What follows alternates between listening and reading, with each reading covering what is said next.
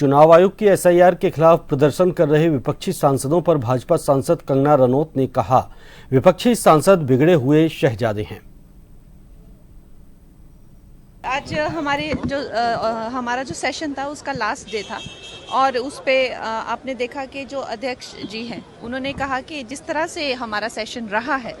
ये बिल्कुल भी जो निर्धारित हमारी शर्तें थी कि 120 घंटे की चर्चा करनी थी और क्या क्या विषयों पे चर्चा करनी थी, कुछ भी नहीं रहा, उसका निल रहा। बहुत ही कम जो है वो मौखिक जवाब भी दे पाए, तो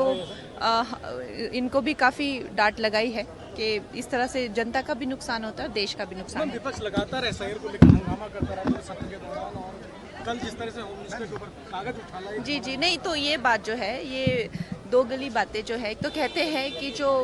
जितने भी वोट्स है वो फेक है, उसमें जो है किसी तरह की कोई मिलावट की। तो जब अब एसआईआर की जो ये प्रक्रिया है पुरानी सरकारें भी करती थी और ये हर एक लोकतंत्र के, तो उसमें जो उसको पूरा जो सैनिटाइज करना है, जितने भी चाहे वो घुसपैठिए हो गए या फेक वोटर्स हो गए या डबल वोटर्स हो गए या किसी तरह की और